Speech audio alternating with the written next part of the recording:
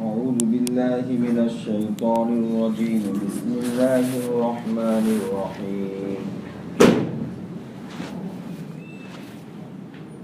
فلعلك باخع نفسك على آثارهم إن لم يؤمنوا بهذا الحديث أسفا إنا جعلنا ما على الأرض زينة لها لنبلوهم أيهم أحسن عملا وَإِنَّا لَجَاعِلُونَ مَا عَلَيْهَا صَعِيدًا جُرُزًا صدق اللہ العظیم فَلَعَلَّكَ بَاخِعٌ نَفْسَكَ ایسا لگتا ہے کہ آپ اپنی جان گھونٹ دیں گے علی آثارہم ان کے پیچھے افسوس کی وجہ سے ان لم یؤمنوا بہذا الحدیث اگر وہ اس مضمون پر ایمان نہ لے آئے انا جعلنا ما علی الارض زینۃ لہا بے شک ہم نے بنایا ہے زمین پر موجود چیزوں کو زینۃ لہا زمین کے لیے زیب و زینت کا سامان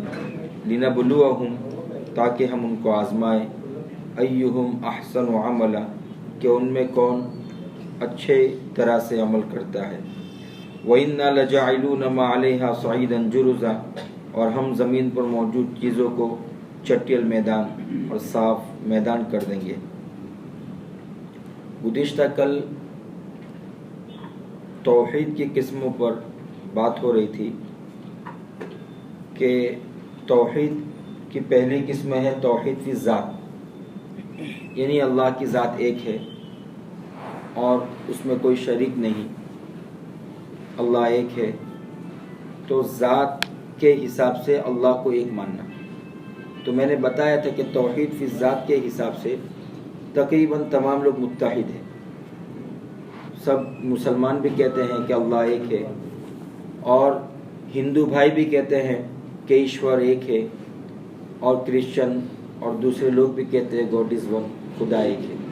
تو توحید فی ذات میں تقریباً سب لوگ متحد ہیں۔ پھر دوسرا مرحلہ آتا ہے توحید فی صفات کا کہ صفات میں اللہ کو، اللہ کی صفات جو ہیں اس میں اللہ کو ایک ماننا۔ اور اب صفات کی دو قسمیں بیان کی گئی تھی کہ صفات کی دو قسمیں ہوتی ہیں، ایک ہوتی ہے صفات خاصہ اور ایک ہوتی ہے صفات مشترکہ۔ صفات خاصہ ان صفات کو کہتے ہیں جو اللہ کی ذات کے ساتھ خاص ہیں اور ان کا کسی اور کے لیے تصور و تخیل ہی نہیں ہو سکتا، جیسے شفا دینا، پیدا کرنا، آسمان سے پانی برسانا اور رزق دینا، بہت ساری چیزیں ہیں اور یہ ایسی صفات ہے جس کا تعلق اللہ سے ہے اور بندوں کی طرف اس کی نسبت ویسے بھی کوئی نہیں کرتا، تو یہ ان کو کہتے ہیں صفات خاصہ۔ اور دوسری ہوتی ہے صفات مشترکہ۔ صفات مشترکہ ان صفات کو کہتے ہیں جو اللہ کے لیے بھی استعمال ہوتی ہے، بندوں کے لیے بھی استعمال ہوتی ہے، دونوں کے درمیان مشترک اور کامن ہوتی ہے۔ جیسے علم، اللہ کو بھی علم ہے، بندوں کو بھی اللہ نے علم دیا ہے۔ رحمت، تو اللہ بھی رحم کرتا ہے، اللہ نے یہ صفت بندوں کو بھی دی ہے، بندے بھی رحم کرتے ہیں۔ قدرت، طاقت، اللہ تبارک و تعالیٰ کے پاس قدرت ہے، اللہ نے ایک درجہ بندوں کو بھی قدرت اور طاقت دی ہے۔ تو بہت کتنی صفات ایسی ہیں جو بندوں کو کے لیے بھی استعمال ہوتی ہیں اور اللہ کے لیے بھی استعمال ہوتی ہے، تو ان کا حکم الگ ہے۔ تو میں نے کہا تھا کہ صفات خاصہ کا حکم یہ ہے کہ وہ صفات خاصہ میں سے کسی بھی ایک صفت کا اللہ کے علاوہ کسی اور کے لیے 1% بھی ماننا شرک ہے، یہ کسی کے لیے اس کا تصور ہی نہیں کیا جا سکتا۔ اور صفات مشترکہ کا حکم یہ ہے کہ اللہ کے لیے جس حساب سے، جس اعتبار سے جتنا اللہ کے لیے تسلیم کیا تھا اتنا ہی، اسی درجہ، اسی اعتبار سے اور اسی حیثیت سے کسی اور کے لیے تسلیم کرنا یہ شرک ہے۔ یعنی اللہ تبارک و تعالیٰ کو قدرت ہے، اب جتنی قدرت اللہ کو ہے اتنی قدرت اللہ کے علاوہ کسی اور کو ہو ہی نہیں سکتی۔ اب اگر کوئی یہ کہے کہ جتنی طاقت اللہ کو ہے اتنی اللہ نے اپنے خاص بندوں کو طاقت دی ہے کہ زمین اور آسمان میں جب چاہے، جس طرح چاہے، جو چاہے اللہ تصرف کر سکتا ہے، لیکن اللہ کے علاوہ جو غیر اللہ میں سے کوئی بھی جب چاہے جو چاہے زمین و آسمان میں سے جو چاہے جیسے چاہے تصرف کر لے، ایسا نہیں ہو سکتا۔ لیکن بہت سے لوگ کہتے ہیں کہ اللہ نے بعض فرشتوں کو یہ طاقت دی ہے، اللہ نے بعض جو ہے اپنے اولیاء کو یہ طاقت دی ہے، اللہ نے بعض انبیاء کو یہ طاقت دی ہے۔ ایسا کچھ نہیں ہے۔ یہ یاد رکھیں کہ بھئی ہمیں پتہ ہے کہ موت کا بھی ایک فرشتہ ہے اور بارش کے فرشتے ہیں، تو اللہ تبارک و تعالیٰ نے اپنے نظام کو چلانے کے لیے فرشتوں کو کاموں پر متعین ضرور کیا ہے، لیکن وہ قادر نہیں ہے کہ جب چاہے جس طرح چاہے جو چاہے کر لے۔ اللہ نے جتنے حکم دیا ہے اس سے ایک قطرہ بارش نہ پہلے آ سکتی ہے نہ بعد میں آ سکتی ہے، اور نہ جو ہے زیادہ آ سکتی ہے نہ کم آ سکتی ہے۔ ہمارے ہاں بعض لوگوں کا انتقال ہو جاتا ہے، نوجوانی میں انتقال ہو گیا۔ ہمارے ایک دوست ہیں، ہمارے ہم عمر ہیں، ابھی کچھ دن پہلے ان کا انتقال، بہت اچھے عالم تھے، بہت صلاحیت مند تھے، تو ضرورت تھی کہ بھئی ان کی عمر ہوتی اور اچھا کام کرتے اور دین کی خدمت کرتے، تو عموماً لوگوں کو دیکھا ہوگا کہتے کہ وہ جلدی چلے گئے۔ کیا کہتے ہیں؟ جلدی چلے گئے۔ ارے بھائی اللہ تعالیٰ نے ذالک تقدیر العزیز العلیم، یہ اللہ عزیز اور علیم کی طرف سے ہر چیز تقدیر ہے، مقدر ہے، اس میں نہ آگے ہو سکتا ہے نہ پیچھے۔ فَإِذَا جَاءَ أَجَلُهُمْ لَا يَسْتَأْخِرُونَ سَاعَةً وَلَا يَسْتَقْدِمُونَ، جب انسان کی موت کا وقت آتا ہے تو لا يَسْتَأْخِرُونَ سَاعَةً وَلَا يَسْتَقْدِمُونَ، نہ ایک منٹ آگے ہو سکتے ہیں نہ ایک سیکنڈ پیچھے ہو سکتے ہیں، تو سب کا وقت متعین ہے۔ یہ جو ہم کہتے ہیں وہ جلدی چلا گیا، دیر سے گیا، کوئی آدمی کا انتقال ہی نہ ہو تو کیا کہیں گے؟ دیر سے گیا۔ یہ سب کیا تماشا، جلدی گیا دیر سے گیا؟ اللہ نے ہر ایک کا وقت رکھا ہے۔ ہاں ہمیں اپنی توقعات تھی ان سے، تو ہم اپنی توقعات کے حساب سے یہ کہہ سکتے ہیں کہ ہماری توقع کے حساب سے وہ جلدی گیا، لیکن تقدیر کے لحاظ سے اور کائنات کا جو اللہ نے نظام سیٹ کر رکھا ہے اس حساب سے کوئی جلدی نہیں، کوئی تاخیر نہیں، سب اپنے وقت پر ہی ہوتا ہے۔ تو خیر کیا کہہ رہا تھا؟ تو اللہ کے ولیوں میں سے بھی کسی کو طاقت نہیں۔ بہت سے لوگ تعویذ بنانے جاتے ہیں، اور ہم نے تعویذ کی بہت ساری کتابیں بھی دیکھی، تو یاد رکھیں کہ تعویذ بنانا ہو تو ایسے لوگوں کے پاس بنائیں جن کو توحید کا علم ہو، جن کو قرآن کریم کے نصوص کا علم ہو، جو عربی جانتے ہوں، ورنہ ہم نے بہت سی تعویذ کی کتابیں دیکھی جس کے اندر فرشتوں سے مدد مانگی گئی، فرشتوں سے مدد مانگتے ہیں، اور پتہ نہیں کس کس سے، ستاروں سے مدد مانگی جاتی ہے۔